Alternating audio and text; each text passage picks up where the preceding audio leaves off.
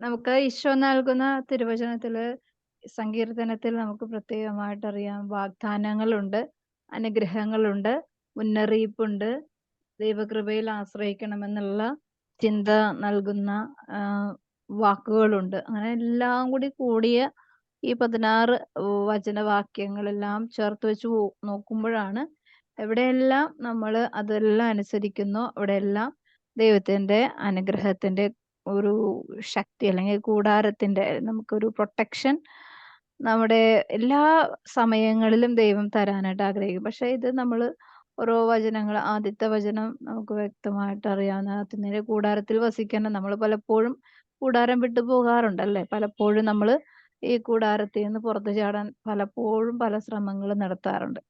അപ്പൊ എന്ത് സംഭവിക്കും? എന്ത് സംഭവിക്കും? കൂടാരം വിട്ടു പോകാറുണ്ടോ? കൂടാരം വിട്ട് പോയാൽ കേൾക്കുന്നുണ്ടോ? ഉണ്ട്. കൂടാരം വിട്ട് പോയാല് വഴി തെറ്റിപ്പോകും. അപകടമാണല്ലേ? നമുക്ക് അപകടം വരാം. നമുക്ക് സംരക്ഷണം നഷ്ടപ്പെടാം. അല്ലെ? ദൈവത്തിന്റെ ആ പരിശുദ്ധ സ്നേഹത്തിന് യോഗ്യമാകുന്ന കണ്ടീഷൻ നമ്മൾ പാലിക്കണം, അനുസരിക്കണം. നീ നിന്റെ ദൈവമായ കർത്താവിനെ പൂർണ്ണ മനസ്സോടും പൂർണ്ണാത്മാവോടും പൂർണ്ണ ശക്തിയോടും കൂടെ സ്നേഹിക്കുമ്പോഴാണ് നമ്മുടെ അപ്പക്കുട്ടയും കലവൊന്നും ചോർന്നു പോകാത്തത്, അല്ലെങ്കിൽ എന്താണ് ദാരിദ്ര്യാവസ്ഥയിലേക്ക് പോകും. അപ്പൊ എല്ലാത്തിന്റെ മുകളിലും നമ്മുടെ കൂടാരം എന്ന് പറഞ്ഞാൽ ഒരു ടെന്റ് അടിച്ച് ഉള്ളിൽ കയറിയിരിക്കുന്ന കാര്യമല്ല.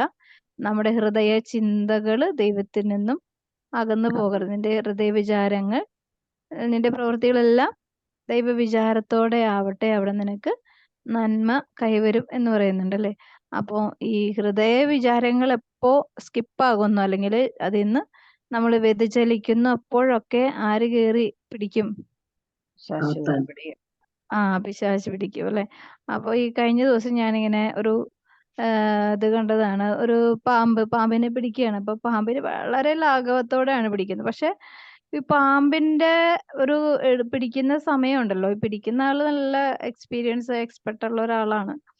അപ്പൊ ഇയാള് ഒരു തരം കുപ്പി പോലത്തെ ഒരു പൈപ്പാണ് അതിലോട്ട് ഇങ്ങനെ അപ്പൊ ഞാനിങ്ങനെ ഓർത്ത് എങ്ങനെ ഇതിന്റെ ഉള്ളിലോട്ട് കയറ്റണേ. അപ്പൊ ഞാനിങ്ങനെ നോക്കുമ്പോ ഈ പാമ്പിനെ ശ്രദ്ധ തെറ്റിക്കാനായിട്ട് ഒരാൾ അതിന്റെ ഇപ്പുറത്ത് കൂടി കടന്നങ്ങോട്ട് പോകും. അപ്പൊ പാമ്പ് പെട്ടെന്ന് തല തിരിച്ച് നോക്കുന്നുണ്ട്. കാരണം ഈ പാമ്പിന് അറിയാം എവിടെ കൂടിയൊക്കെയാണ് അടി കിട്ടാൻ പോണേന്ന്. അപ്പോ ആളുകളൊക്കെ ചുറ്റിലും ഇങ്ങനെ ദൂരായിട്ടൊക്കെ നിക്കുന്നുണ്ട്. അപ്പോ ഈ പാമ്പിന്റെ ശ്രദ്ധ തെറ്റിക്കഴിഞ്ഞ പാമ്പിനെ പിടിക്കും, അവര് ഉറപ്പായിട്ടും പിടിക്കും എന്നറിയാം. പക്ഷെ പാമ്പിന്റെ ശ്രദ്ധ, അതാണ് ഈ പാമ്പിനെ പോലെ എന്താണ് പറയണത്, സർപ്പത്തെ പോലെ വെറുതെ എഴുതി വെച്ചേക്കുന്നല്ല, അത് വളരെ കറക്റ്റ് ആയിട്ടുള്ള ഒരു കാര്യമാണ്. സർപ്പത്തെ പോലെ വിവേകികളാവുക എന്ന്. അത്രമാത്രം ഒരു കൃത്യമായിട്ടാണ് നമ്മളുടെ ജീവിതത്തിലും ഇതുപോലെ ഒരു വിവേകം, ദൈവീക ചിന്തയുടെ അല്ലെ ദൈവവിചാരത്തിന്റെ മുമ്പിൽ ഒരു വിവേകം നമ്മൾ എന്നും നിലനിർത്തിയില്ലെങ്കിൽ നമുക്ക് സെക്കൻഡുകൾ മതി തെന്നി വീഴാൻ, അല്ലെ?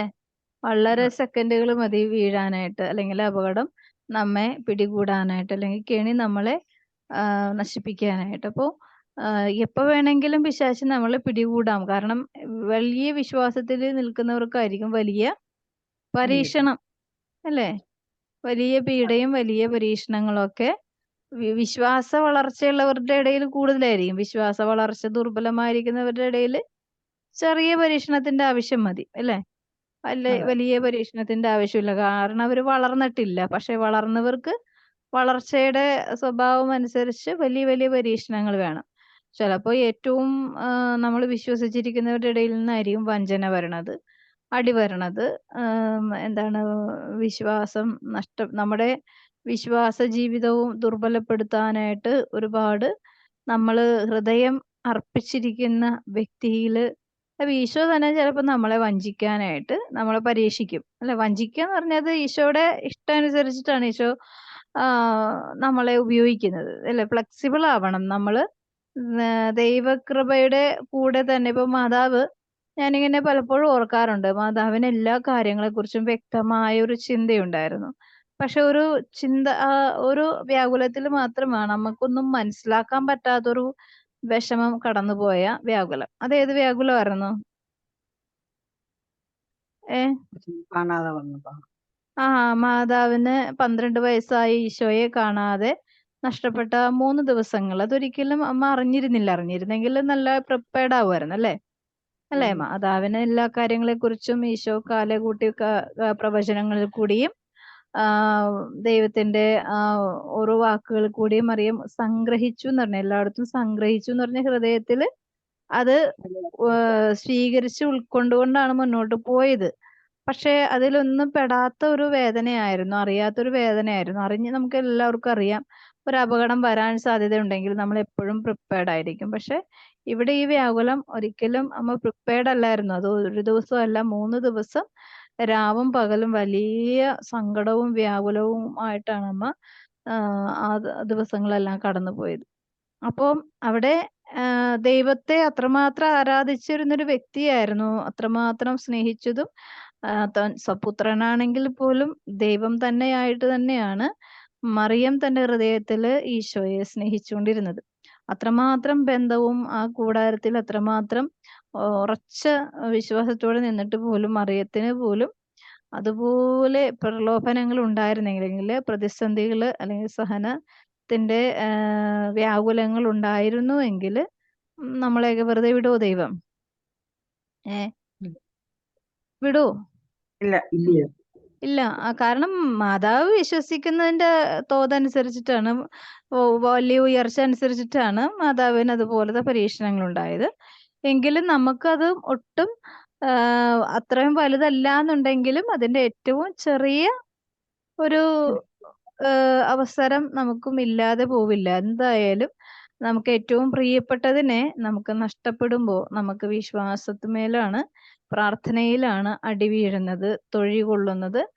നമുക്ക് കൂടുതൽ വേദനയും വിഷമവും ഉണ്ട്. ഇപ്പൊ നമ്മൾ വിശ്വാസത്തിൽ ഇങ്ങനെ ഉറച്ചു നിന്നാൽ പോലും അവിടുന്ന് ഇവിടുന്നൊക്കെ വളരെ രൂക്ഷ വിമർശനങ്ങളൊക്കെ കിട്ടാൻ സാധ്യതയുള്ളതും അങ്ങനെ തന്നെ. അപ്പോൾ പക്ഷെ നമ്മൾ എന്ത് നിലപാടെടുക്കുന്നു എന്നുള്ളതനുസരിച്ചിട്ടാണ് അടുത്ത വചനം പറയുന്നത് എന്താണ്? എൻ്റെ കർത്താവിനോട് എൻ്റെ സങ്കേതവും എൻ്റെ കോട്ടയും ഞാൻ ആശ്രയിക്കുന്ന എൻ്റെ ദൈവവും എന്ന് പറയും.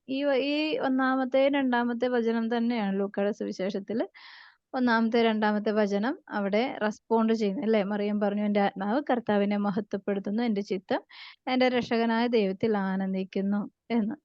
കാരണം ആ അമ്മ എങ്ങനെയാണ് ആ കൂടാരത്തിൽ ജീവിച്ചത്, എങ്ങനെയാണ് ദൈവത്തിന്റെ ഹൃദയ സ്നേഹത്തിന്റെ ഐക്യത്തിലായിരുന്നതെന്നും അവിടെ പറയുന്നുണ്ട്. അപ്പോൾ നമ്മൾ എന്തെല്ലാം പ്രതിസന്ധികൾ വന്നാലും വിശ്വാസത്തിന്മേൽ അടി വീഴാൻ പാടില്ല. അവിടെ വിശ്വാസത്തിന്റെ വിശ്വാസത്തിന്റെ മേല് പ്രതിസന്ധി വന്നാൽ നമുക്ക് അടിപതറി വീഴും. അതായത് നമുക്ക് നിൽക്കുന്നിടം ഭൂമി കുലുങ്ങിയാൽ നമ്മൾ എന്ത് ചെയ്യും? നമ്മൾ ആരും ഉന്തി വിടണ്ട, നമ്മൾ തന്നെ വീഴും അല്ലേ? വീഴൂലേ? നമ്മളായിരിക്കുന്ന കെട്ടിടം ഒന്ന് ഇളകിയാൽ എന്ത് ചെയ്യും? നമ്മള് വീഴും, തന്നെ വീഴും, തന്നെ ഇളകി വീഴും അല്ലേ? അപ്പൊ അതിനേക്കാൾ നമുക്കവിടെ വീണാലും നമുക്ക് എഴുന്നേക്കാൻ പറ്റും. പക്ഷെ വിശ്വാസ തളർച്ച അല്ലെങ്കിൽ തകർച്ച വന്നു കഴിഞ്ഞാല് ഇവിടെ ഭൂമി കുലുക്കം വന്ന് എഴുന്നേക്കുന്ന പോലെയല്ല, വിശ്വാസ തകർച്ച വന്ന എഴുന്നേക്കൽ ഭയങ്കര പ്രയാസമാണ്. അതുകൊണ്ട് ഈ നമ്മൾ പറയുന്ന ഓരോ വിശ്വാസ തലങ്ങളിൽ കൂടി സഞ്ചരിക്കുമ്പോഴും ജീവിക്കുമ്പോഴും ഒക്കെ ഈ പ്രലോഭനങ്ങൾ മുന്നിൽ കണ്ടുകൊണ്ട് തന്നെയാണ്. പ്രഭാഷകന്റെ പുസ്തകത്തിൽ വ്യക്തമായി പറയുന്നുണ്ട്, കർത്തൃ ശുശ്രൂഷയ്ക്ക് ഒരുമ്പെടുമ്പോൾ പ്രലോഭനങ്ങളെ നേരിടുവാനായിട്ട് റെഡി ആവുക എന്ന് പറയുന്നുണ്ട് അല്ലേ? എന്താ കർത്തൃ ശുശ്രൂഷ എന്ന് പറഞ്ഞാൽ നമ്മളിപ്പോ അൾത്താരെ കയറി ശുശ്രൂഷ ചെയ്യുന്നതോ അല്ലെങ്കിൽ ധ്യാന കേന്ദ്രങ്ങളിൽ പോയി ശുശ്രൂഷ ചെയ്യുന്നതോ ഒന്നുമല്ല. അതിനേക്കാൾ പ്രധാനം എവിടെയൊക്കെ കയറി നിന്ന് ശുശ്രൂഷ ചെയ്യണമെങ്കിൽ ആദ്യം എന്ത് വേണം? നമുക്ക് ഒരു വിശ്വാസ വിശുദ്ധി വേണം അല്ലേ? വേണ്ടേ? വേണം. വിശ്വാസ വിശുദ്ധി ഉണ്ടെങ്കിൽ നമ്മുടെ ശുശ്രൂഷകൾക്ക് മറ്റുള്ളവർക്ക് അനുഗ്രഹമാകാൻ പറ്റുള്ളൂ. അപ്പോ നീ ഒരു അനുഗ്രഹമാണെന്ന് നിന്നെ ദൈവം എടുത്തുയർത്തുമ്പോ അത് ദൈവത്തിനും അറിയാം, നമുക്കും അറിയാൻ പറ്റണം, നമ്മളിൽ കൂടി മറ്റുള്ളവർക്കും അറിയാൻ പറ്റണം. അങ്ങനെയാണ് ഈ ലോകത്ത് ഈശോയുടെ സാക്ഷികളും ഈശോയുടെ ശുശ്രൂഷകളും നടന്നുകൊണ്ടിരിക്കുന്നത്. അപ്പോൾ ഈ ഒരു അനുഗ്രഹം നമ്മുടെ ചെറിയ ജീവിതത്തിൽ ഇപ്പൊ വിശ്വാസത്തോടുകൂടെ നമ്മൾ പ്രാർത്ഥിക്കുമ്പോഴും പ്രലോഭനങ്ങൾ ഉണ്ടാവാം, വിശുദ്ധിക്ക് വേണ്ടി ആഗ്രഹിക്കുമ്പോഴും പ്രലോഭനങ്ങൾ ഉണ്ടാവാം. ഇതെല്ലാം നമ്മൾ മുന്നിൽ കണ്ടുകൊണ്ട് വേണം. അതുകൊണ്ടാണ് ഈശോ വേദനയോടുകൂടെ പറയുന്നത്, ഞാൻ തിരികെ വരുമ്പോൾ എന്തുണ്ടാവില്ലെന്നാ പറയണത്? വിശ്വാസികൾ ഉണ്ടാവുമെന്നാണ് അല്ലേ? വേറെ ഒന്നും ചോദിക്കുന്നില്ല. ഞാൻ തിരിച്ചു വരുമ്പോ വിശ്വാസികളുണ്ടോ? വിശ്വാസം എന്ന് പറഞ്ഞ വിശ്വാസമുള്ളവരെ കണ്ടെത്തൂ എന്നുള്ളതാണ്. വിശ്വാസമുള്ള വിശ്വാസി എന്ന് പറഞ്ഞാല് നല്ല സത്യവിശ്വാസം. വിശ്വാസമുള്ളവർ എന്ന് പറഞ്ഞാലും വിശ്വാസികൾ എന്ന് പറഞ്ഞാലും എന്താണ്? സത്യദൈവത്തെ ഉറച്ചു വിശ്വസിക്കുന്നവരെ കണ്ടെത്തുമോ എന്നാണ്. അപ്പോ ഇത് കർത്താവിന് ക്ലെയിം ചെയ്യണം. അത് ലോകത്തെ നമ്മൾ പറഞ്ഞു പഠിപ്പിക്കാൻ നമ്മൾ ആഗ്രഹിക്കും. പക്ഷെ ഞാനെന്ന വ്യക്തി എത്രത്തോളം ശ്രദ്ധാലുവായിരിക്കണം. ഒരു സർപ്പത്തെ പോലെ വിശ്വാസ ജീവിതത്തില് വിവേകത്തോടുകൂടെ നിലനിൽക്കുവാനായിട്ട് നമുക്ക് സ്വതവേ കഴിയില്ല. വളരെ ദുർബലരാണ്. എങ്കിലും പരിശുദ്ധ അമ്മയോട് ചേർന്ന് എല്ലാ സഹനങ്ങളെയും വളരെ കൂളായി കൈകാര്യം ചെയ്ത പരിശുദ്ധ അമ്മ നമ്മുടെ കൂടെ ഉണ്ടെന്നുള്ള ബോധ്യത്തോടുകൂടെ ആയിരിക്കുവാനായിട്ട് നമുക്ക് പ്രാർത്ഥിക്കാം. നമുക്ക് മറിയത്തിന്റെ സ്തോത്രഗീതം വായിക്കാം. മേരി ഫിലിപ്പ് വായിക്കാം. വിശുദ്ധ ലൂക്ക എഴുതിയ സുവിശേഷം 1-ാം അധ്യായം 46 മുതൽ 55 വരെയുള്ള തിരുവചനങ്ങൾ. മറിയത്തിന്റെ സ്തോത്രഗീതം. മറിയം പറഞ്ഞു, എന്റെ ആത്മാവ് കർത്താവിനെ മഹത്വപ്പെടുത്തുന്നു. എന്റെ ചിത്തം എന്റെ രക്ഷകനായ ദൈവത്തിൽ ആനന്ദിക്കുന്നു. അവിടുന്ന് തന്റെ ദാസിയുടെ താഴ്മയെ കടാക്ഷിച്ചു. ഇപ്പോൾ മുതൽ സകല തലമുറകളും എന്നെ ഭാഗ്യവതി എന്ന് പ്രകീർത്തിക്കും. ശക്തനായവൻ എനിക്ക് വലിയ കാര്യങ്ങൾ ചെയ്തിരിക്കുന്നു. അവിടുത്തെ നാമം പരിശുദ്ധമാണ്. അവിടുത്തെ ഭക്തരുടെ മേൽ തലമുറകൾ തോറും അവിടുന്ന് കരുണ വർഷിക്കും. അവിടുന്ന് തന്റെ ഭുജം കൊണ്ട് ശക്തി പ്രകടിപ്പിച്ചു. ഹൃദയവിചാരത്തിൽ അഹങ്കരിക്കുന്നവരെ ചിതറിച്ചു. ശക്തന്മാരെ സിംഹാസനത്തിൽ നിന്ന് മറിച്ചിട്ടു. എളിയവരെ ഉയർത്തി. വിശക്കുന്നവരെ വിശിഷ്ട വിഭവങ്ങൾ കൊണ്ട് സംതൃപ്തരാക്കി. സമ്പന്നരെ വെറും കൈയോടെ പറഞ്ഞയച്ചു. തന്റെ കാരുണ്യം അനുസ്മരിച്ചുകൊണ്ട് അവിടുന്ന് തന്റെ ദാസനായ ഇസ്രായേലിനെ സഹായിച്ചു. നമ്മുടെ പിതാക്കന്മാരായ അബ്രാഹത്തോടും അവന്റെ സന്തതികളോടും എന്നേക്കുമായി ചെയ്ത വാഗ്ദാനം അനുസരിച്ച് തന്നെ. ദൈവവചനമാണ് നാം കേട്ടത്. നമ്മുടെ കർത്താവായ ഈശോ മിശിഹായ്ക്ക് സ്തുതി. നമ്മുടെ കർത്താവായ ഈശോ മിശിഹായ്ക്ക് സ്തുതി. പരിശുദ്ധമ്മ പറയാണ്, ഹൃദയ വിചാരത്തില് അഹങ്കരിച്ചു കഴിഞ്ഞാല് നമുക്ക് നിലനിൽപ്പില്ല. ഇത് പല പ്രാവശ്യം ഈ ആഴ്ച തന്നെ പല പ്രാവശ്യം പറഞ്ഞിട്ടുണ്ട്. പക്ഷെ എന്താന്ന് വെച്ചാൽ ഈ ഹൃദയത്തിലാണ് എല്ലാത്തിന്റെയും സ്റ്റോറേജ്. നമുക്ക് വീടുകളിലൊരു സ്റ്റോറേജ് റൂം ഉണ്ടാവും അല്ലെ? സാധിക്കുന്ന എല്ലാവരും തന്നെ ഇപ്പോൾ എവിടെയെങ്കിലും ഒരു സ്ഥലത്ത് ആവശ്യത്തിന് മാത്രം എടുത്ത് ഉപയോഗിക്കുന്ന ഒരു പ്ലേസ് ഉണ്ടാവും. എല്ലാം ഇപ്പോ നമ്മളിപ്പോ ഒരു എന്താണ് അരി 10 കിലോ അരി വാങ്ങിച്ച് പൊടിച്ചു. അപ്പോ അത് നമ്മള് എപ്പോഴും എടുക്കുന്നതല്ല. നമുക്കൊരു ചെറിയൊരു പാത്രങ്ങൾക്കൊക്കെ വ്യത്യാസമുണ്ട് എടുത്ത് ഉപയോഗിക്കുന്നത് അല്ലെ? നമ്മളൊരു എല്ലാ കാര്യങ്ങളും ഒരു കൃത്യതയോടുകൂടെ ആയിരിക്കും നമ്മളത് ഉപയോഗിക്കുന്നതെങ്കിൽ ഇതുപോലെ കൃത്യതയോടുകൂടെ ഉപയോഗിക്കാൻ മനുഷ്യൻ ഉപയോഗിക്കുന്ന ഒരു അവയവമാണ് എന്ത്? ഹൃദയം അല്ലേ? ഹൃദയം പറയുന്നത് ഇപ്പൊ നമ്മളിപ്പോ ഒരു സ്ഥലത്തോട്ട് പോണം. ആരാണ് പറയണത്? ആരാണ് റെസ്പോണ്ട് ചെയ്യണത് ആദ്യം? ഹൃദയം പറഞ്ഞിട്ടാണ് അല്ലേ? ഹൃദയം പറയാതെ നമുക്ക് ഹൃദയം നിശ്ചലമാണെങ്കിൽ നമ്മൾ എന്ത് ചെയ്യും? ഒരു കോമ സ്റ്റേജ് പോലെ ആയിരിക്കും അല്ലേ? ആണോ? നഴ്സുമാരുണ്ടല്ലോ ഇതില്. ഹൃദയം നിശ്ചലമാണെങ്കിൽ എന്ത് പറ്റും ചേച്ചി? മരണം എന്ന് വെച്ചാൽ നിശ്ചലമായിരിക്കും അല്ലേ? ഇപ്പൊ അതായത് നമ്മളിപ്പോ എന്തൊക്കെ ചെയ്യാന്ന് വിചാരിച്ചാല് ഹൃദയം ഒരു റെസ്പോണ്ടും തരുന്നില്ല. ചങ്കിനിട്ട് ഇടിയായിരിക്കുള്ളൂ അല്ലേ? ആരിടിക്കും? ഫസ്റ്റ് എയ്ഡ് ആദ്യം കൊടുക്കും. കാരണം ഇത് പമ്പിങ് നടക്കണ്ടേ? അപ്പോ അതായത് ഹൃദയത്തില് എല്ലാ കാര്യങ്ങളും ഇപ്പൊ ഈ കോവിഡ് എടുത്തവർക്ക് ഇപ്പൊ ഞങ്ങളുടെ അടുത്ത് ഞാൻ പറഞ്ഞില്ലേ ഈ ദുബായിലെ വർക്ക് 45 വയസ്സേ ഉള്ളൂ. പക്ഷെ ആ പയ്യൻ എന്താണ് ആൻജിയോപ്ലാസ്റ്റി ഒക്കെ ചെയ്താന്ന് പറയുന്നുണ്ട് ഈ അടുത്ത് വന്നപ്പോ. പക്ഷെ ഇപ്പോ റൂമില് മരിച്ചു കിടക്കണ എന്നാണ് അറിഞ്ഞത്. റൂമില് മരിച്ചു കിടക്കുന്ന വെച്ചാല് കൂടെ വർക്ക് ചെയ്യുന്നവര് വിളിച്ചിട്ട് ഫോൺ എടുക്കുന്നില്ല. അങ്ങനെ റൂമിൽ വന്ന് നോക്കുമ്പോൾ മരിച്ചു കിടക്കുന്നു. അത്ര ചെറിയ പ്രായമാണ്. വലിയ മോശപ്പെട്ട ഒരു ജീവിതമൊന്നും അല്ല. നല്ല നന്നായിട്ട് ജീവിക്കുന്ന ഒരു വ്യക്തിയാണ്. പക്ഷെ എന്താണ് വളരെ ചെറിയ പ്രായമാണെങ്കിലും ഹൃദയം ബ്ലോക്കായ അല്ലെങ്കിൽ ഹൃദയം ബ്രേക്കപ്പ് ചെയ്ത് എന്ത് പറ്റും?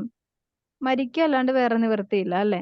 അപ്പൊ ഈ ഹൃദയം മരിക്കുന്നതിന് മുമ്പ് നമ്മൾ എങ്ങനെയൊക്കെ ഉപയോഗിച്ചു എന്നുള്ളതിന്റെ സമയമായിരിക്കും മരിച്ചു കഴിയുമ്പോൾ കണക്കെടുക്കാൻ ഒരാൾ വരും അല്ലേ? വരില്ലേ? ഹൃദയത്തിന്റെ കണക്കെടുക്കുന്ന സമയത്തിന്റെ ഒരു ഓഡിറ്റിംഗ് ഉണ്ട്. ഓഡിറ്റിംഗ് എവിടെയാണ്? എപ്പോഴാ സംഭവിക്കണത്? ഏഹ് മരണസമയം ഉണ്ടല്ലോ, ഇപ്പൊ മരിച്ചു കിടക്കുന്ന ആളുടെ ആത്മാവിന്റെ ഹൃദയ വ്യാപാരങ്ങളെ ഓഡിറ്റ് ചെയ്യുന്ന സമയമാണ് അല്ലെ? ആനുവലായിട്ട് ചെയ്യുന്ന ഒരു സംഭവം പോലെ മനുഷ്യൻ ആനുവലായിട്ട് ചെയ്യുന്ന സംഭവം എപ്പോഴാ? മരിക്കുന്ന സമയത്താ. അന്നെന്നുള്ള വർഷം തന്നെ അപ്ഡേറ്റ് ചെയ്ത് ഓഡിറ്റിംഗ് നടത്തിയെങ്കിൽ നമ്മളൊക്കെ നരകത്തിൽ പോകാൻ സാധ്യതയില്ലെന്ന് നമുക്ക് ഉറച്ച് വിശ്വസിക്കാം. പക്ഷെ നമ്മൾ എന്ത് ചെയ്യും? നമ്മൾ എല്ലാ വർഷവും നമ്മുടെ ഹൃദയത്തെ ഓഡിറ്റ് ചെയ്യാറില്ല, റിഫ്രഷ് ചെയ്യാറില്ല അല്ലെ? നമ്മൾ അങ്ങോട്ട് ജീവിച്ചു പോവാണ്. അതുകൊണ്ട് എന്താ സംഭവിക്കണത്? എന്ത് പറ്റും? പലപ്പോഴും ബ്രേക്ക് ചെയ്യും അല്ലെ? ഹൃദയം ബ്രേക്ക് ചെയ്യുമ്പോഴേക്കും നമ്മളൊന്ന് സ്റ്റക്ക് ആവും. പിന്നെ നമ്മൾ ചികിത്സിക്കും. പക്ഷെ ഹൃദയം തന്ന ഒരു ദൈവത്തെ കുറിച്ച് നമ്മൾ ഓർക്കുമ്പോഴാണ് ഹൃദയത്തിൽ നല്ല നല്ല ചിന്തകളും. ഇന്ന് രാവിലെ എന്നെ ഒരു ചേച്ചി വിളിച്ചു, കലൂർന്ന വിളിച്ചപ്പോ ഞാൻ എപ്പോഴും ഓർക്കണത് മാതാവിന്റെ ഭൂലോകത്തിന്റെ വിജയരാജ്ഞിയുടെ പ്രയർ കാർഡില് അമ്മ പറഞ്ഞായിരുന്നു, ഇതില് വിക്ടോറിയസ് ക്യൂൻസ് ആർമി മിനിസ്ട്രി എന്നും പറഞ്ഞ് എഴുതണം, എന്നിട്ട് എന്റെ ഫോൺ നമ്പറും വെക്കണമെന്ന് പറഞ്ഞായിരുന്നു. അത് കഴിഞ്ഞിട്ട് കുറെ പേര് എന്നെ വിളിച്ചായിരുന്നു പല പല നിയോഗങ്ങൾക്ക് വേണ്ടി. അപ്പൊ ഇന്ന് എന്നെ വിളിച്ച വ്യക്തി എന്നോട് പറഞ്ഞത്, എനിക്ക് ഭയങ്കര സ്ട്രെസ്സാണ്, അപ്പൊ എനിക്ക് വേണ്ടി പ്രാർത്ഥിക്കണമെന്ന് പറഞ്ഞു. അപ്പൊ ഞാൻ പറഞ്ഞു, വെറുതെ ഒരു സ്ട്രെസ്സും വരില്ലല്ലോ. അപ്പൊ അങ്ങനെ ഓരോ കാര്യം പറഞ്ഞപ്പോ രണ്ടാമത്തെ കുട്ടി മരിച്ചുപോയി. ഒരു 4 ദിവസത്തെ ഉണ്ടായത്. ഇച്ചിരി ലേറ്റ് ആയിട്ടുണ്ടായ കുട്ടിയാണ്. പക്ഷെ അന്ന് തുടങ്ങി പുള്ളിക്കാരത്തിക്കുണ്ടായ മാനസിക വിഭ്രാന്തി. ഇപ്പൊ മെഡിസിനൊക്കെ എടുക്കുന്നുണ്ട്, പക്ഷെ പ്രാർത്ഥിക്കാൻ പറ്റുന്നില്ല. പ്രാർത്ഥിക്കണമെന്ന് ആഗ്രഹമൊക്കെ ഉണ്ട്. കുറച്ച് ഒരു 40 മിനിറ്റോളം സംസാരിച്ചു. അപ്പൊ ഞാൻ പറഞ്ഞു, ഈ അനാവശ്യമായ ചിന്തകൾ ഉള്ളത് കൊണ്ടാണ് നമുക്ക് സ്ട്രെസ് ഇങ്ങനെ വന്നുകൊണ്ടിരിക്കുന്നത്. ഈ ചിന്തകൾ എവിടെയാണ് പുറപ്പെടുവിക്കുന്നത്? ചിന്തകൾ എവിടെ നിന്നാണ് പുറപ്പെടുവിക്കുന്നത്? ഹൃദയത്തിൽ നിന്നാണ് ഹൃദയത്തിൽ നിന്നാണ് ചിന്തകളുടെ വേരൂന്നിയിരിക്കുന്നത്. പ്രഭാഷകന്റെ പുസ്തകത്തിൽ 12-ാമത്തെ അധ്യായത്തിൽ എഴുതി വെച്ചിട്ടുണ്ട്. ഹൃദയത്തിലാണ് ചിന്തകളുടെ വേരുകള്, തായ് വേരുകൾ ഉള്ളത്. അപ്പൊ നല്ല ചിന്തകൾ വരണമെങ്കിൽ എന്ത് വേണം നമുക്ക്? ഹൃദയവിശുദ്ധി വേണം. ഹൃദയവിശുദ്ധി ഉണ്ടാകണതിന്റെ ഒന്നാമത്തെ കാരണം ദൈവവിചാരം വേണം. ദൈവത്തെക്കുറിച്ചൊരു വിചാരം ഉണ്ടെങ്കിൽ ഹൃദയത്തിൽ വലിയ വലിയ മാലിന്യങ്ങളൊന്നും കയറാതെ നമുക്ക് തന്നെ നമ്മളെ തന്നെ സഹായിക്കാൻ പറ്റും. ഹൃദയത്തിൽ ദൈവവിചാരം കുറയുമ്പോ എന്താണ്? മറ്റൊരു വിചാരം കയറി വരും. അതെന്താണ്? ലോക വിചാരം അല്ലേ? ലൗകിക വിചാരം. ഇപ്പൊ നമുക്കൊരു നഷ്ടം വന്നു, നമ്മൾ ഏറ്റവും പ്രിയപ്പെട്ടതായി കരുതിയിരിക്കുന്ന എന്തെങ്കിലും നമുക്ക് നഷ്ടം വന്നു. എനിക്കൊരു വസ്തു നഷ്ടപ്പെട്ടു ഒരു സമയത്ത്. അപ്പോ എനിക്ക് ഭയങ്കര തലവേദന ഞാൻ ഓർക്കുന്നുണ്ട്. എനിക്ക് ടെൻഷൻ ഉണ്ട്, പക്ഷെ തലവേദന എടുക്കേണ്ട കാര്യം എന്താന്ന് എനിക്കൊരു പിടിയും കിട്ടിയില്ല. കാരണം തലവേദന വരാനായിട്ട് പിന്നെയാണ് എനിക്ക് മനസ്സിലായത്, എനിക്ക് ടെൻഷൻ അടിച്ചാൽ തലവേദന വരും. അങ്ങനെ 2-3 പ്രാവശ്യം ടെൻഷൻ ഇങ്ങനെ വന്നപ്പോഴേക്കും പിന്നെയും തലവേദന വരാൻ തുടങ്ങി. അപ്പൊ എനിക്ക് മനസ്സിലായി, ഈ ടെൻഷൻ അടിച്ച തലവേദനയാണ് അതിന്റെ റിഫ്ലക്ഷൻ എനിക്ക് എന്റെ ശരീരത്തിൽ അനുഭവിക്കുന്നതെന്ന്. അപ്പൊ പിന്നെ ഞാൻ അതൊന്ന് കൺട്രോൾ ചെയ്യാനായിട്ട്, അതായത് നമ്മൾ എത്ര ടെൻഷൻ പിടിച്ചിട്ടും കാര്യമില്ല. നഷ്ടപ്പെട്ടത് ചിലപ്പോ ദൈവം നഷ്ടപ്പെടുത്താനായിട്ട് ഇടയാക്കിയതാണെങ്കിൽ പിന്നെ അതോർത്ത് വേദനിച്ചിട്ടോ വിഷമിച്ചിരുന്നിട്ടോ കാര്യമില്ല. അത് അശ്രദ്ധ കൊണ്ടാണ് അത് നഷ്ടപ്പെട്ടതെന്ന് നമ്മൾ അംഗീകരിക്കുമ്പോൾ അത് നമ്മളെ തന്നെ ചെറുതാക്കാൻ എളുപ്പപ്പെടുത്താനൊക്കെ ഇടയാക്കും. അപ്പൊ അടുത്ത പ്രാവശ്യം നമുക്കത് കറക്റ്റ് ചെയ്യാനും അല്ലെങ്കിൽ അടുത്ത പ്രാവശ്യം അങ്ങനെ ഒരു സിറ്റുവേഷൻ നമുക്ക് മാനേജ് ചെയ്യാനൊക്കെ സാധിക്കും. അപ്പോൾ എന്താന്ന് വെച്ചാല് നമ്മളുടെ ഹൃദയത്തില് ഓരോ ദിവസവും, അതായത് ഇപ്പോ ഹൃദയം ഒരു 5 മിനിറ്റ് അടിക്കാതിരുന്നു കഴിഞ്ഞാല് അല്ലെ, ഹൃദയ ബെല്ല് ഹൃദയ പമ്പിങ് നടക്കാതിരുന്ന എന്ത് സംഭവിക്കും? ഇന്ന് വരെ ഉണ്ടായ വിചാരങ്ങളെല്ലാം വ്യർത്ഥമായിരുന്നു എന്ന് നമ്മളെ തന്നെ മനസ്സിലാക്കി തരും. അല്ലേ? തരോ? എല്ലാ വിചാരങ്ങളും വ്യർത്ഥമായിരുന്നു, എല്ലാ ചിന്തകളും വേസ്റ്റ് ആയിരുന്നു. ഇപ്പൊ മനക്കോട്ട കിട്ടുന്നത് എപ്പോഴും ഹൃദയത്തിലാണല്ലോ. അവസാനം ഇടിഞ്ഞു പൊളിഞ്ഞ് താഴെ വീഴുന്നതും അവിടെ തന്നെയാണ്. അപ്പൊ അതുകൊണ്ട് നമ്മള് ഇന്നത്തെ കാര്യത്തെക്കുറിച്ച് മാത്രം വ്യാകുലപ്പെട്ടാ മതി. നാളത്തേക്കുള്ളത് നാളെ സമയമാവുമ്പോ അന്നേരം സ്റ്റാർട്ട് ചെയ്താ മതി. ഇപ്പോഴത്തെ ആളുകള് മക്കളെക്കുറിച്ചും ഭാവിയെക്കുറിച്ചും അവരുടെ ജീവിതത്തെക്കുറിച്ചും പിന്നെ സമ്പത്തിനെക്കുറിച്ചും എല്ലാം നമ്മളിങ്ങനെ ആലോചിച്ച് തലപുകഞ്ഞ് നെഞ്ചുവേദന കൂട്ടി അങ്ങനെയൊക്കെ കുറെ എന്താണ് ഒരുപാട് അനാവശ്യ ചിന്തകളൊക്കെ ചിന്തിച്ചു കൂട്ടി വെറുതെ എന്താണ് ഹൃദയത്തിന് ഭാരം കൂട്ടി വെച്ച് അവസാനം രോഗമായി മരുന്ന് വാങ്ങിച്ച് തിന്നുന്ന ആൾക്കാരും ഉണ്ട്.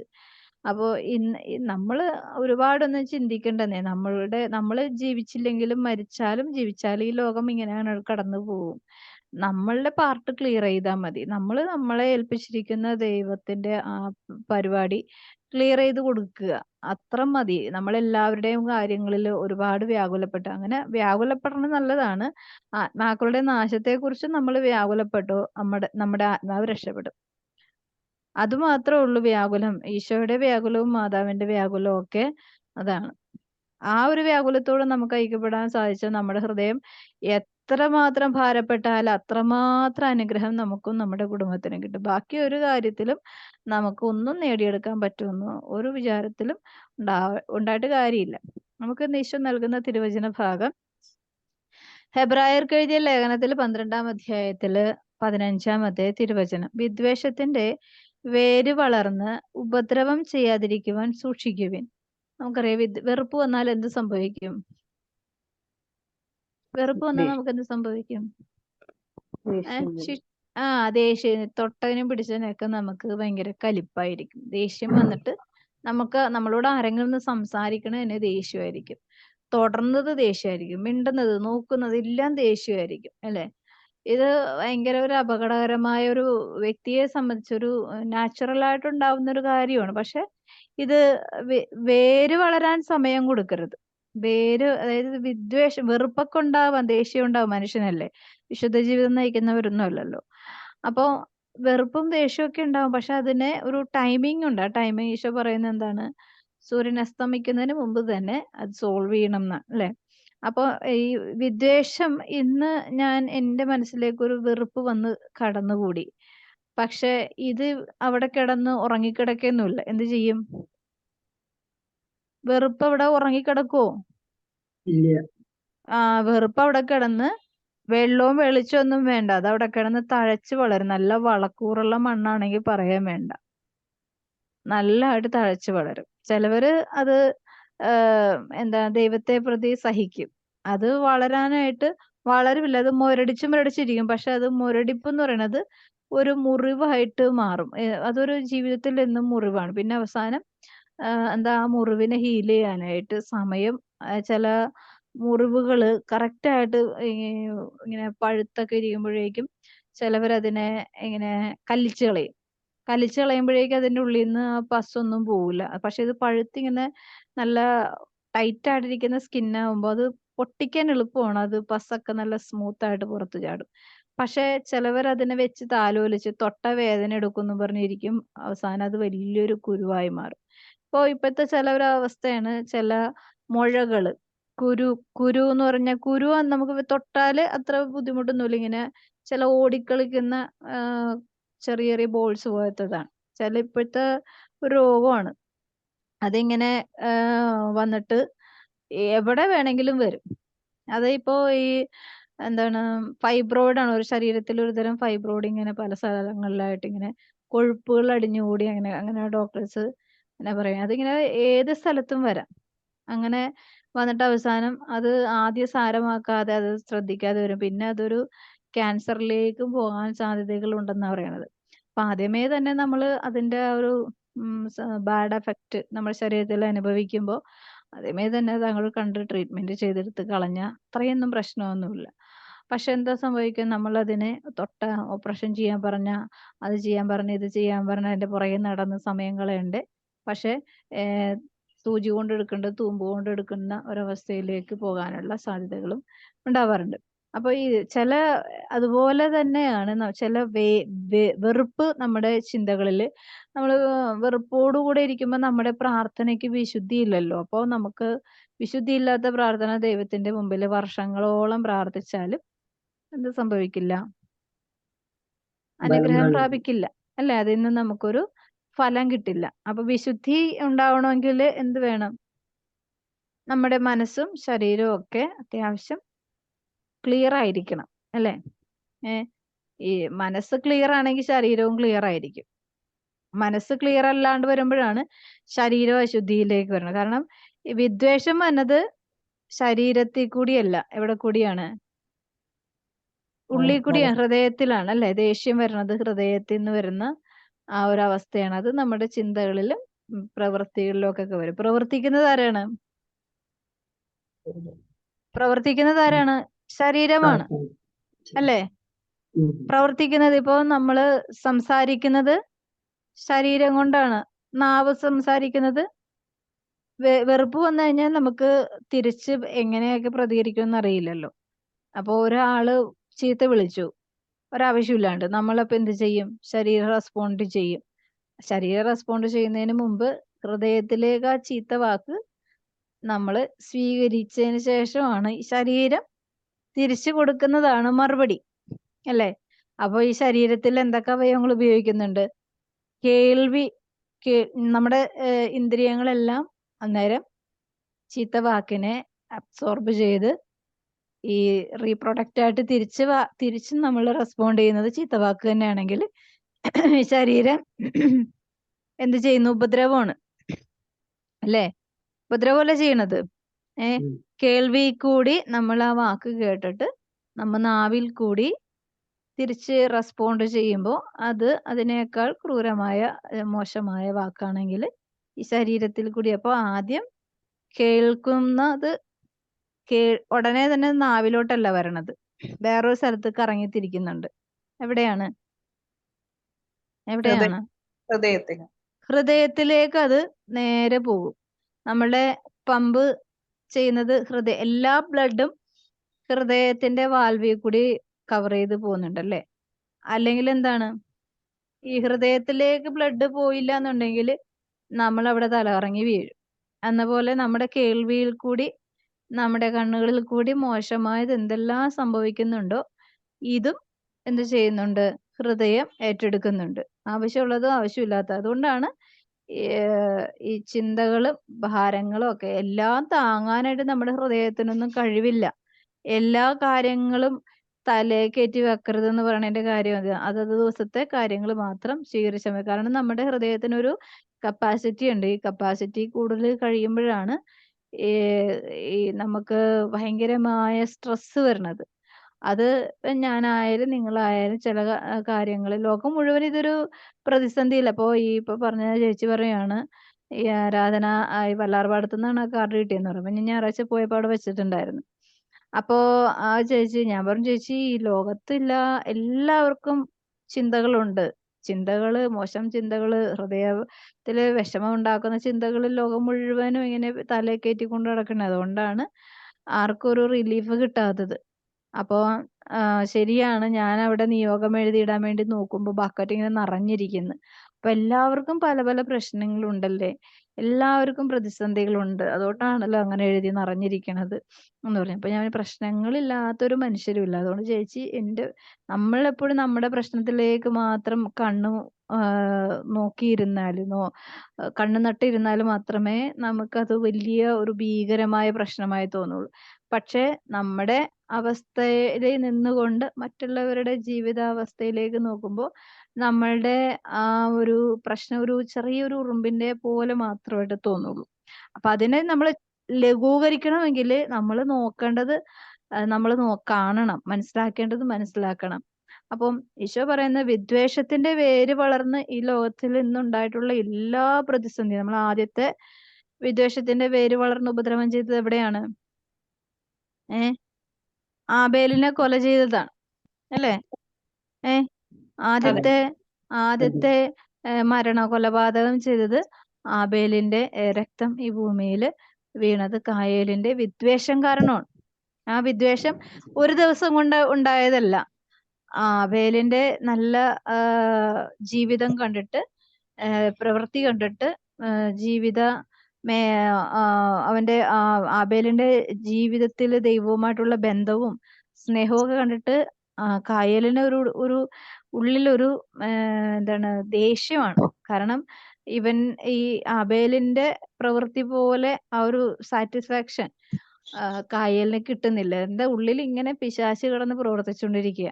അപ്പൊ ഈ അസൂയ വരും. അസൂയ വന്നു കഴിഞ്ഞാല് ഉടനെ വരുന്നൊരു റീപ്രൊഡക്റ്റ് ആണ് വെറുപ്പ്. വെറുപ്പ് വന്നു കഴിഞ്ഞാല് പിന്നെ വെറുപ്പിന് അവിടെ അടങ്ങിയിരിക്കാൻ പറ്റില്ല. അവനൊരു സമയം കാത്തിരിക്കും.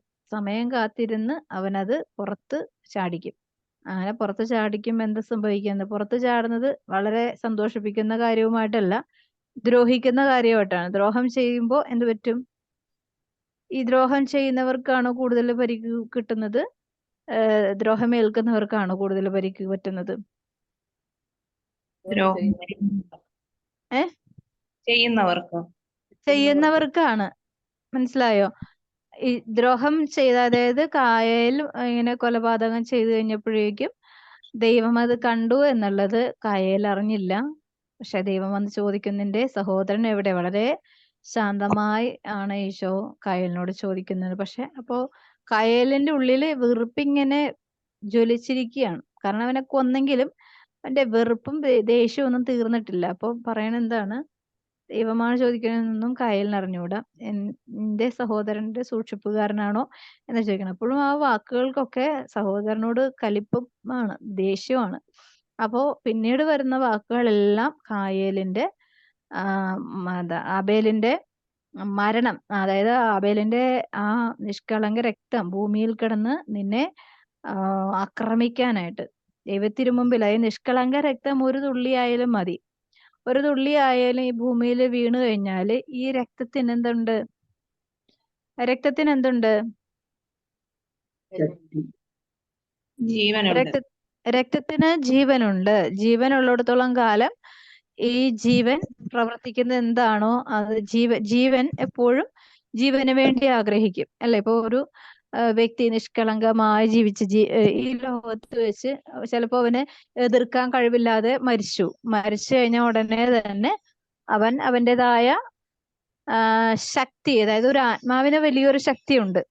ആ ശക്തി മരിച്ചു കഴിയുമ്പോൾ അവനെ പിടികൂടും. അതൊരു കാണാൻ പറ്റില്ല, പക്ഷെ ഈ കൊന്നവന് എന്നും ഒരു നിഴല് പോലെ ഒരു ഭയം ജനിപ്പിക്കുന്ന ഒരു അവസ്ഥയിലേക്ക് വരും. അങ്ങനെ അവസാനം എന്ത് പറ്റും? ഇവന്റെ ആത്മാവും നഷ്ടപ്പെടും, ഈ മരിച്ചവന്റെ ആത്മാവും നഷ്ടപ്പെട്ടു.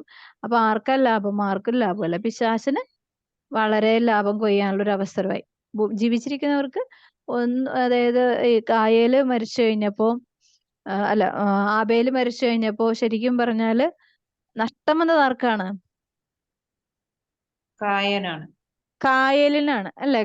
ശരിക്കും ആബേലിനല്ല നഷ്ടം, കൂടുതൽ നഷ്ടം വന്നത് കായേലിനാണ്. പിന്നെ ഭൂമിയിൽ ജീവിക്കാനുള്ള ഒരു അവസരം തന്നെ നഷ്ടപ്പെടുത്തി കളയുന്ന ഒരു അവസ്ഥയിലേക്ക് ആ വ്യക്തിയുടെ ആത്മാവ് കടത്തിലായി. അപ്പോ എന്താണ്? നമ്മൾ ഈ വിദ്വേഷം വന്ന് വേര് വളരാനായിട്ട് അധികം സമയമൊന്നുമില്ല, വളരെ സൂപ്പർ ഫാസ്റ്റ് പോലെ വെറുപ്പ് അങ്ങോട്ട് പടർന്നു പിടിക്കും. പിന്നെ വെറുപ്പിന് ശാഖകളൊക്കെ പെട്ടെന്ന് വളരും. സ്നേഹത്തിന് വളരെ സ്ലോലി ആയിട്ടായിരിക്കും ശാഖകൾ വളരുന്നത്. പക്ഷെ സ്നേഹത്തിന് ശാഖകൾ വളരെ ഫാസ്റ്റ് ആയിട്ട് വളരുന്നുണ്ടെങ്കിലും അത് മനസ്സിലാക്കാനുള്ള ആളുകൾ ഉണ്ടാവില്ല. അപ്പൊ എന്ത് പറ്റും? ആളുകൾ ഇല്ലാത്തിടത്തോളം സമയങ്ങള് ആ സ്നേഹം വളരെ എന്താണ് ശാന്തമായി ഈശോയുടെ പ്രവൃത്തികളെല്ലാം സ്നേഹത്തിന്റെ അടിസ്ഥാനത്തിലാണ് എല്ലാം ചെയ്തത്. പക്ഷെ ഈശോയുടെ സ്നേഹത്തിന്റെ അടിസ്ഥാനവും ഈശോയുടെ സ്നേഹത്തിന്റെ ലക്ഷ്യവും പദ്ധതിയും ഒന്നും മനസ്സിലാക്കാൻ ഈശോയെ സ്നേഹിച്ചിരുന്ന ശിഷ്യന്മാർക്ക് പോലും വ്യക്തമായി മനസ്സിലായില്ല. പക്ഷെ ഈശോയുടെ സ്നേഹം പ്യുവർ ആയിരുന്നു, ഈശോയുടെ സ്നേഹം വിശ്വസ്തമായിരുന്നു, ഈശോയുടെ സ്നേഹം നിത്യമായ ഒരു സ്നേഹം തന്നെയായിരുന്നു. പക്ഷെ ഇത് മനസ്സിലാക്കാനായിട്ട് അവർക്ക് പറ്റിയില്ല. പക്ഷെ വിദ്വേഷം വളരെ ഫാസ്റ്റ് ആയിട്ട് പ്രവർത്തിക്കും. അതാണ് ഈ വെറുപ്പിന്റെ ഒരു പ്രശ്നം. വെറുപ്പ് പെട്ടെന്ന് തന്നെ പ്രവർത്തിക്കും. വെറുപ്പ് പെട്ടെന്ന് പ്രവർത്തിച്ചതിന്റെ ഒരു അടയാളമാണ് ഹിരോഷിമയിലും നാഗസാക്കിയിലും വളരെ ഭീകരമായ ആ അണുബോംബ് കൊണ്ട് വിക്ഷേപിച്ചത്. അപ്പൊ ഈ രാജ്യത്തിനോടും എന്താണ് കുടുംബം സഭയോടും ഒക്കെ ഇങ്ങനെ മല്ലടിച്ചും മത്സരിച്ചും കലഹിച്ചൊക്കെ കഴിയുന്നതിന്റെ ഒരടിസ്ഥാന കാരണം എന്താണ്? വെറുപ്പ് ഈ ലോകത്ത് വളരെ ശക്തമായി വിളവെടുക്കുന്നു എന്നുള്ളതാണ്. വെറുപ്പിന്റെ ഉടമസ്ഥൻ ആരാണ്? വെറുപ്പിന്റെ ഉടമസ്ഥനാരാണ്? സാത്താനാണ്, അല്ലേ? അതായത് ഈ ആദത്തിന്റെയും ഹവ്വയുടെയും ജീവിതത്തില് ദൈവത്തിന്റെ മുമ്പിൽ വെറുപ്പുളവാക്കുവാനുള്ള, ദൈവത്തെ ഉപേക്ഷിക്കുവാൻ, അത് വെറുത്തില്ലെങ്കിലും വെറുക്കാനുള്ള ഒരു പ്രമോഷൻ കൊടുത്ത, പ്രചോദനം കൊടുത്ത പിശാച് ഒരു ആപ്പിളിന്റെ രൂപത്തിൽ മോഹവുമായി വന്നു. അപ്പോ ദൈവത്തെ പോലെ ആകാമെന്നൊക്കെ പറയുമ്പോൾ ദൈവത്തോട് അത്ര സ്നേഹമുണ്ടായിരുന്നെങ്കിൽ അവർക്കത് ചെയ്യാൻ പറ്റില്ലായിരുന്നു. പക്ഷെ വെറുപ്പിന്റെ വിത്ത് കൊണ്ടൊന്ന് ഇട്ടു, അങ്ങനെ ഏദൻ തോട്ടത്തിൽ നിന്ന് പുറത്തായി, അല്ലെ? അപ്പോ വിത്ത് കൊണ്ടൊന്ന് ഇട്ടാ മതി. ഇത് പിന്നെ അവിടെ വെള്ളവും വളവും ഒന്നും ഒഴിച്ചു കൊടുക്കണ്ട, അത് അവിടെ കിടന്ന് നന്നായിട്ട് തഴച്ച് വളർന്നോളും. മറ്റെല്ലാ സാധനങ്ങൾക്കും വെള്ളവും വളവും കൊടുക്കണം, ദൈവസ്നേഹത്തിന് വെള്ളം വളം കൊടുക്കണം, ദൈവിക നന്മകൾക്ക് വെള്ളവും വളവും കൊടുക്കണം. പക്ഷേ ഈ തിന്മയ്ക്ക് വെള്ളവും വളവും ഒന്നും കൊടുക്കണ്ട. ഇപ്പൊ നമ്മള് ഒരു മദ്യപാനി വെറുതെ ഒരിക്കലും ഒരു മദ്യപാനിയാകുന്നതല്ല. ചിലപ്പോ അവന്റെ ചെറുപ്പത്തില് അവന്റെ കൂട്ടുകെട്ടില് അവന്റെ ഒരു ചെറിയൊരു പാർട്ടിയിലോ ആരെങ്കിലും ഫ്രണ്ട്സുകളൊക്കെ കൂട്ടുകൂടി ഒരു ചെറിയൊരു പെഗ് എടുക്കാനായിട്ട് പറഞ്ഞ് നിർബന്ധിക്കുകയാണ്. പിന്നെ അവസാനം ഇവരാരും നിർബന്ധിക്കാതെ തന്നെ അവനത് അഡിക്റ്റ് ആവും. അത്ര പെട്ടെന്ന് അവൻ അതിൽ വീണു പോകും. അവസാനം പിന്നെ അവന് ഈ മദ്യം ഉപേക്ഷിക്കാൻ പറ്റാത്ത വിധം അവൻ അതിന്റെ അടിമയാവും. അപ്പോ തിന്മയ്ക്ക് എത്ര സമയം വേണം പ്രവർത്തിക്കാൻ? വളരെ കുറച്ച് സമയം മതി. അതുപോലെ ഇപ്പോ ഇങ്ങനെ മദ്യം തന്നെയല്ല, ഇപ്പൊ മോശമായ പിക്ചർ കാണുക, ഇന്റർനെറ്റ് യൂസ്, അനാവശ്യമായ ഇന്റർനെറ്റ് യൂസിങ്, പിന്നെ അതുപോലെ ഇപ്പൊ ഞാൻ തന്നെ എപ്പോഴും ഓർക്കാറുണ്ട്, നമ്മളിപ്പോ എന്തെങ്കിലും നോക്കാനായിട്ട് ഒരു ചിലപ്പോ ഫോൺ ഇപ്പൊ കൈ കൊണ്ട് എടുക്കാൻ ശരിക്കും ചില സമയത്തിൽ ഇത്തിരി പേടിയുണ്ട്. കാരണം നമ്മൾ എന്തെങ്കിലും ഒരു അത്യാവശ്യ കാര്യത്തിനായിരിക്കും ഫോൺ അത് നോക്കാൻ വേണ്ടി എടുക്കണത്. പക്ഷെ നോക്കാൻ എടുക്കുന്ന സാധനം കാണാതെ ആവുമ്പോഴേക്ക് ഇങ്ങനെ സ്ക്രോൾ ചെയ്ത് നോക്കും. അവസാനം നമ്മുടെ മണിക്കൂറുകൾ പോകുന്ന ഒരുപാട് സമയങ്ങൾ നഷ്ടപ്പെടുത്തി കളയാറുണ്ട്. അപ്പോൾ ഈ കയ്യിലിരിക്കുന്ന ഈ ഫോൺ പോലും നമ്മളെ അടിമപ്പെടുത്തി നമ്മുടെ സമയം അനാവശ്യമായി അവൻ ഉപയോഗിച്ച് അടിച്ചു മാറ്റുന്നുണ്ട്. അപ്പൊ ഈ ലോകത്ത് നശ്വരമായതെല്ലാം നമുക്ക് അപകടകരമായ അവസ്ഥയിലേക്ക് കൊണ്ടുപോകാൻ സാധ്യതയുണ്ട്.